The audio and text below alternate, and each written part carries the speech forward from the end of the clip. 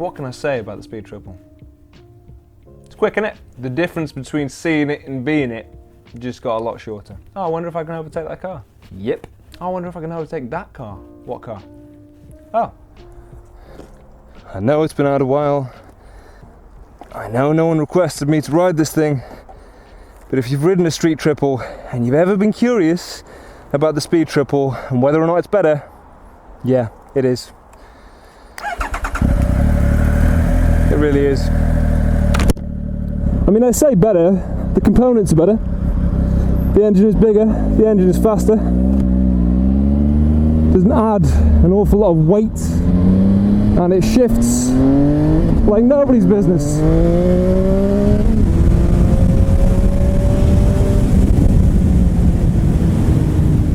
Well, we're really testing the limits of this thing now, aren't we? We're in second gear, 23 miles an hour, it's cruising along comfortably, it cruises through a town reasonably well. What more would you expect? If you were planning to use it to commute, or to go through a town, the handlebars, the riding position, it's all relatively comfortable. There's not an awful lot of pressure on my wrist, actually not that much at all. Having to engage my core a little bit, but not sports bike standard. I'm not planking. Yes, mate. Yes, mate. Give it some. I'll give you a race. My bike versus yours. Third gear, 3,000 revs. It wouldn't matter what gear I was in because it's a triple, and triples have all the torques. All the torques, all the times. What revs you at? Doesn't matter. What gear you in? Doesn't matter. You look at it and you go, can I make that gap? Is this thing fast enough to clear up that ground? Answer.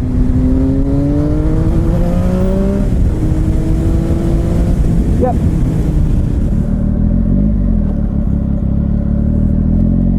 Oh, you, chitty chitty bang bang, chitty chitty bang bang, I love you, and chitty chitty bang bang, chitty chitty bang bang loves us too. God, you do get warm quick, don't you? Care, children, walkers, and animals at risk.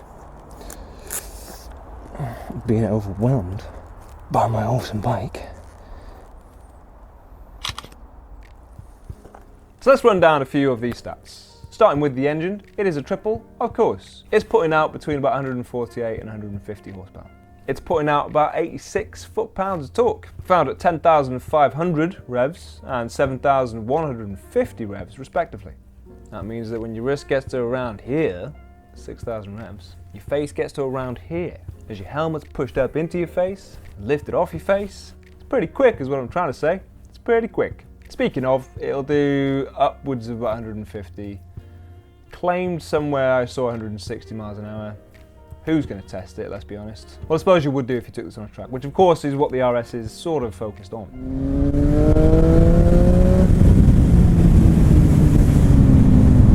I'm put in mind of an Arnold Schwarzenegger quote. Getting the feeling of coming in the gym, I'm getting the feeling of coming at home. So I'm coming day and night. Yeah, that one. Alright, well, I mean, the power is a lovely, lovely thing. And the throttle response, actually, you don't need to be that delicate with it. Obviously, you get more out of it if you are delicate with it. But it's quite forgiving. The screen works really well, the switch gear is very intuitive, it all feels really well made. The rider modes change a certain amount on the bike, they're quite nice as well. You have road, rain, sport, a user one that you can specify, and track. Good. So, you can change rider modes on the fly. The only distinction is that you don't get all the rider modes, so you can't, I suppose, stick it in the most aggressive. But now we're on road, which should mean I have all of my horsepower, all of my ponies. But I also know that with rain mode, it limits the horsepower, I think, to about 100 or just over. Not far off that anyway. Which means, hopefully you won't loop it, but maybe you will. If you ride a little irresponsibly in the wet. Brakes are awesome because they stop you. It's got 320mm dual discs on the front. It's got 4-piston Brembo M4s, radial mounted. 255mm disc on the back with a dual piston Brembo. Nice feature obviously on this is the ABS is standard, the switchable ABS, the fact that it has cornering ABS as well, and has that IMU inbuilt. Glad to say I didn't really need it on my day. I didn't do anything that warranted it kicking in. The ABS did kick in, and I will touch upon that a little bit with the brakes. Suspension is from Öhlins front and back, and it is fully adjustable. If you're wondering where a lot of the price comes from for this bike, it's pretty much summed up right there. If you're going to stick on Brembo M4s and Öhlins for suspension, then it's going to bump the price just a little bit, and they are bloody good. And then of course, Brembo master cylinder. Oh yeah, centrally mounted. They keep doing that now. Honda did that. We have a single-sided swing arm, which I would assume cuts down on weight. We have super coursers, which aren't really made for this kind of terrain. And hiding in there, we've got the Öhlins again for rear suspension.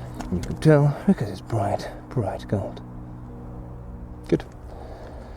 189 kilograms dry. That means is what, 215-ish around there somewhere. Wet. Does it really matter? To be fair, for a Triumph, doesn't feel that heavy. Surprising, I know. Seat height is 825 millimeters. It's very comfortable, and at 5'10", which I am, I found it easy enough to flat foot. Relatively light. Actually, really quite light. Want to see a quick shifter? Doesn't come with a quick shifter. This one does. Yeah, smooth as you like. God, this road's a bit crap, isn't it?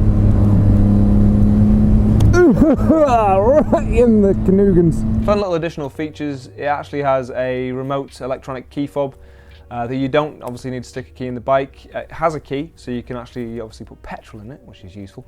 But it means that you can start it with just that thing in your pocket. So if you are unlucky enough to get bike jacked, they won't get it very far before it cuts out.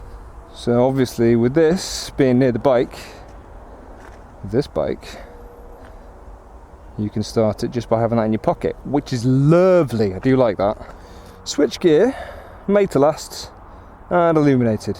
We have cruise control as well. Cruise control, mode, indicators, all of that fun. Over here, kill switch, engage, starts motor, power on and off, hazards, with the electronic steering lock, which is quite cool. Why not have a play? Hello. So basically you press this, as you can imagine, locks and unlocks. Simple as. And the price for the RS, £13,250. Price for the standard, £11,350. Of course you get a few things on the RS over the S version. You get better suspension, better brakes, bit of different fairing, better exhausts, and an extra rider mode, obviously. Nothing where it's important, the engine is exactly the same, so at its fundamentals it is the same bike. One curveball that you don't get on either model, which people have remarked upon, is a quick shifter as standard. Obviously a lot of the rivals to the Speed Triple do come with a quick shifter. The one I actually rode did have a quick shifter fitted, and it was very nice, worked very well, but I don't think I'd be crying too much if it wasn't on there. In case you want to add it yourself, it comes in at £310 plus labour. So you can fit that if you choose. Of course, being the RS, it is blacked out. It has got all the carbon fibre additions. We have the arrow cans as standard on the RS. They sound nice. Oh, those arrows. Yes, please. Funny thing about sticking arrows on as standard for the RS, I'm assuming that means that they are Euro 4 compliant in terms of decibels. But they've got to be just on the cusp. That was Biker's hello. Now let's go for the character. First of all, the engine. It is very strong. I like a triple anyway. I'm a big fan. It gives me everything that I want. And by that I mean, it gives me everything all of the time. It's happy to rev out, as all triples are, so they're quite sporty anyway, but you get a nice happy medium between the torquiness and punch of a twin and the high revving nature of a four-cylinder.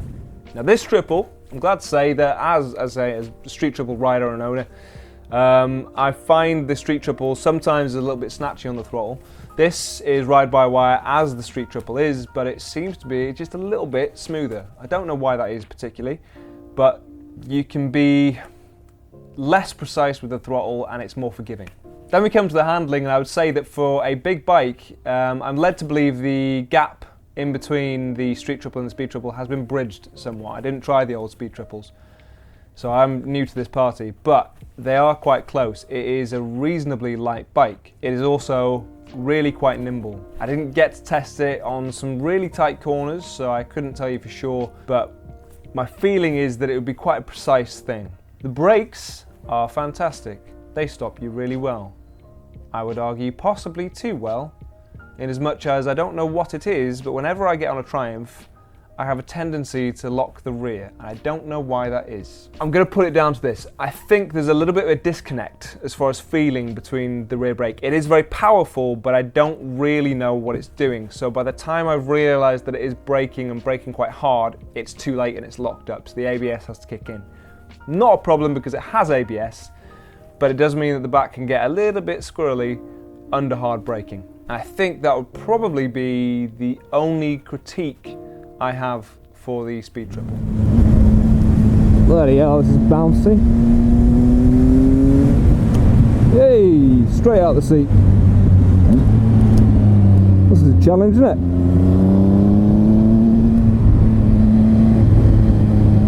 Oh God, this road.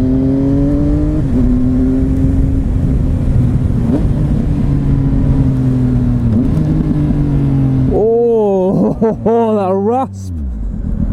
That is beautiful. Unnecessary, but god damn, that rasp is gorgeous. So how was my first experience on a Speed Triple? Well, considering I chose the best Speed Triple to date, you can assume that it was enjoyable and that I like this bike. Would I recommend buying it? Yeah, I would. Would I recommend forking out the extra cash for the RS? If you're worrying about getting ripped off at all for spending that extra money, I wouldn't concern yourself with it. You get some nice extra little additions and treats there. If you're going to take it on the road, fair enough, go for the S and save you money. If you're going to take it on a track, I probably would plump up the extra cash and just go for the RS. If you've tried a Street Triple in the past, definitely give this a go. If you've tried the old Speed Triple, certainly give this a go because it is an improvement. And if you've never tried it, if you're not even interested in it, I'd still suggest you go out and try one because you never know, you might surprise yourself. Cracking ride. Catch you soon. I almost forgot. She's fair feisty. She's fair feisty, boy. She is oft. Relative about speed, but I'd say this is probably the fastest thing I've ridden. As a fake Guy Martin.